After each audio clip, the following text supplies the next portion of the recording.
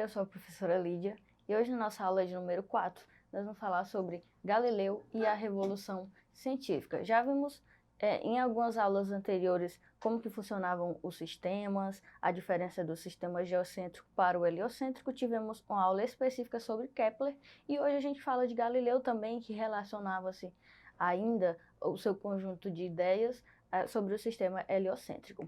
Então, para que a gente fique um pouco mais centralizado, eu trouxe aqui nessa linha temporal, uma linha do tempo sobre astronomia e sobre alguns pensadores daquela época. E principalmente eu quero que você se atente para essas setas vermelhas que está marcando algum dos grandes nomes da astronomia na época. Essa parte em azul é uma parte da astronomia antiga, e a gente vai pegar da astronomia média para essa divisão até então da astronomia moderna que vai causar ali o Galileu nesse processo de revolução. Mas tu verifica que a primeira setinha, que está bem mais distante das outras, é a de Ptolomeu, e aí tem um longo intervalo até vir Copérnico, Tycho Brahe, Kepler, Galileu Galilei, que é o que a gente quer falar deles hoje, para você ver quanto tempo ficou o sistema geocêntrico como verdade absoluta ali por mais de 1000 anos, quase 1600 anos. Então, vamos entender os sistemas que tinham anteriormente. A gente tem 3 sistemas aí, e tinham várias áreas que envolviam-se as explicações desses sistemas. Né? No caso, na área das ciências, a gente tem a astronomia, e tinham esses 3. O primeiro é o de Ptolomeu, sistema geocêntrico, e tinha a Terra ali no centro com os outros planetas orbitando em torno dela. Aí vem o segundo, que era o de Copérnico, o heliocêntrico, com o Sol um pouco próximo do centro ali e os outros corpos orbitando ele. E esse último era o de Tycho Brahe, o sistema de Tycho Brahe, que era uma espécie de mistura dos 2 sistemas anteriores, porque tinha o Sol, os outros planetas realmente estavam orbitando o Sol, só que ele colocava o Sol orbitando a Terra. Então era meio que uma mistura dos 2. Tinha esses 3 sistemas, e aí uma efervescência, digamos assim, na época, muitos pensadores escrevendo teorias, apoiando outras, mas até então não tinha comprovado. E a gente vai ver essa comprovação com um grande nome chamado de Galileu Galilei, que é quem interessa a nossa aula de hoje. Então tinha várias áreas envolvidas aí nessa parte de astronomia, acabava que afetando outras áreas. Pelo próprio sistema da época, né, o próprio sistema social, político e econômico, que tinha como o maior nome aí a religião. Então, quem acabava se sobressaindo nessa parte da Idade Média, também chamada inclusive de Idade das Trevas, era o teocentrismo, em que a própria explicação dessas teorias tomava Deus, por exemplo, como justificativa, ou tinha toda uma ideia para explicar a existência de Deus, sempre levando para esse lado da religião. E aí tem 2 pessoas que representam bastante, por exemplo, esse poder que a igreja tinha, inclusive o poder de julgar as pessoas na qual se opunham às teorias em que a igreja acreditava, porque acabava que relacionando essa ideia de religião com as teorias científicas, filosofia e todos os aspectos aí, sociais, políticos e econômicos. Então, essa primeira imagem na parte superior aí é uma representação, no caso do julgamento de Galileu Galilei, né? Então, a propósito, ela se refere à tese, ao movimento da Terra em torno do Sol, que era a ideia que ele acreditava, o sistema heliocêntrico, e uma representação do julgamento dele, que foi condenado pela igreja, porém ele, negando a sua teoria, conseguiu ainda sobreviver. Em contrapartida, a gente tem Giordano Bruno, que é nessa segunda imagem, que também acreditava nesse sistema heliocêntrico, porém ele não quis negar a sua teoria, né? Então ele foi morto realmente, foi condenado à morte e foi morto queimado por conta desse sistema heliocêntrico. Tem outras áreas ainda que estão relacionadas, como por exemplo a própria filosofia. Se tu verificar, esses pensadores antigos acabavam publicando trabalhos e trazendo influências em várias áreas do conhecimento, porque elas não estavam tão bem subdivididas quanto é hoje. Então, a gente tinha religião, tinha a própria ciência, a filosofia e várias outras áreas ali juntas. e apoiando-se uma na outra. No caso, essa parte de filosofia, a gente tem uma própria representação de uma escola ou uma sala de aula medieval na qual predominava a ideia escolástica, né? A ideia escolástica que tem um dos seus grandes nomes como São Tomás de Aquino, e a ideia deles era utilizar a fé para justificar a razão, ou seja, utilizar a fé e essa ideia mais mística da coisa, de acreditar em Deus, acreditar em um ser, para justificar, por exemplo, teorias científicas. Então, principalmente São Tomás de Aquino, ele utilizava em suas teorias para refletir sobre a aproximação entre a fé e a razão. Ele acabava utilizando esses argumentos aí na escolástica para justificar essa fé e a razão. Além dele, tem outros nomes como Platão, Aristóteles, entre outros.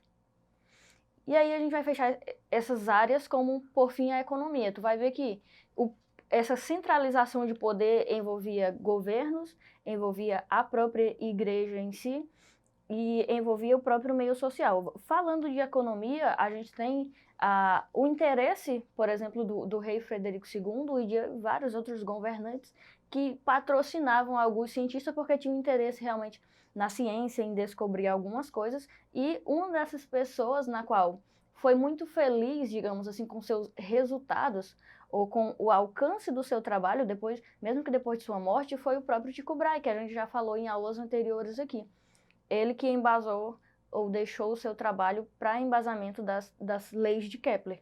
Então, o que acontece? O Tycho Brahe, ele foi uma dessas pessoas que foi, digamos que, patrocinada, ou seja, que recebeu um local, ele tinha uma ilha ali, foi doada pelo rei Frederico II, e ele também tinha uma pensão, tinha um valor que era destinado a ele, para que ele construísse um observatório e fizesse as próprias pesquisas. Então, ele foi muito feliz com relação a isso, e baseado nesse valor que ele recebia, ele conseguiu fazer vários instrumentos e que ajudou muito na observação dos corpos e registro das suas observações. Mas quem nos interessa aqui realmente é Galileu Galilei, porque ele vai realmente dividir, digamos assim, esse movimento de proposição de teorias até se ter algo mais sólido em que acreditar, digamos assim. Porque havia muito questionamento, havia muita teoria propostas, mas não havia comprovação, e aí quem vai comprovar isso é o Galileu Galilei na Idade Média, e é por isso que ele é chamado de pai da ciência moderna, então, porque ele traz o conhecimento explicado agora de uma nova forma. Então, ele não só questionava, desacreditava e propunha um modelo diferente, que no caso apoiado também já no de Copérnico, que era o mesmo heliocêntrico, mas ele traz algo a mais, ele traz uma comprovação baseado na própria luneta que ele adaptou, digamos assim. Adaptou, então foi, digamos que, o primeiro telescópio. Com isso ele pôde observar as fases de Vênus e comprovar. Então o que Galileu fez? Ele tinha teoria, ele já tinha a própria teoria dele, tinha dados matemáticos e ele juntou isso com o conhecimento empírico, baseado nas observações que ele fazia. Então ele vai ser esse grande divisor de águas, aí, digamos, na ciência da época. É aí, a partir daí que se dá a Revolução Científica. Uma observação, não somente a partir daí, mas esse é o grande momento, porque já havia questionamento, só que esse é, digamos, o ápice da Revolução Científica, que quando aconteceu, ou quando se refere a Galileu, até então não era chamado de Revolução Científica. Esse próprio nome só é dado em 1939 pelo Alexandre Koyré. E essas ideias sobre revolução, elas iniciaram com, por exemplo, Copérnico e vários outros, isso bem anteriormente, desde o século XV, já havia ideias novas, porém não conseguia comprovar. É por isso que o Galileu Galilei ele consegue ser esse marco. O que traz de novo, então, nessa revolução científica? Principalmente a estruturação do conhecimento. Então, o conhecimento ele já vem muito mais organizado, não era somente teorias fundamentadas em dados matemáticos, mas ele traz observações agora com instrumentos, e esses instrumentos conseguiam comprovar, ele já tinha imagens ali, projeção de imagens, e esse conhecimento vai ser muito mais organizadinho, mais estruturado. E aí não vai servir somente para astronomia. Como a gente viu, as áreas acabavam que se juntando ou não sendo tão bem subdivididas ali. Então essa revolução vai ser em todas as áreas, né, uma ideia para o conhecimento mesmo. E aí acabava que diminuindo essa idealização ou aquela ideia mística que tinha sobre a ciência. Então, digamos que, inclusive a gente pode dizer que então essa revolução era o início de um método científico mais organizado. O método científico, que é esse aqui mais ou menos que a gente utiliza hoje, tem a ver com observação, com ter um problema definido, hipótese, aí depois experimenta, faz análise dos resultados e as conclusões. Esse é o método científico. Mas aquele também já era um método que a gente pode chamar de um método científico, porque ele traz essa revolução e se a gente for comparar, era um método já próximo do que se tem hoje. Então, é por isso que foi tão importante o trabalho do Galileu Galilei. Eu trouxe uma questão para a gente fazer a análise aqui, então a gente pode verificar esse experimento, ou esse exemplo 1, que diz assim: no contexto da Revolução Científica, levada a cabo no século XVII, as pesquisas de Galileu Galilei foram decisivas a respeito da vida e obra de Galileu. Qual é a única alternativa que não está correta? Então, vamos fazer a análise dessas alternativas e ver o que está diferindo ali do que Galileu Galilei viveu nesse processo de transição ali até a Revolução Científica. Opção A. Galileu Galilei desenvolveu o telescópio a partir do aperfeiçoamento das lunetas e lentes. B. Galileu Galilei elaborou teorias consistentes sobre o movimento dos corpos, sendo a lei da inércia uma expressão de suas teorias. C. Galileu foi submetido ao Tribunal da Inquisição para esclarecer suas opiniões a respeito do movimento do planeta Terra em torno do Sol. D. Galileu colaborou diretamente com Isaac Newton na elaboração do livro Filosofia Natural, Princípio Matemático, de 1678. E a última opção é: Galileu Galilei conseguiu observar por meio do telescópio as imperfeições na Lua, como as crateras que nela existem.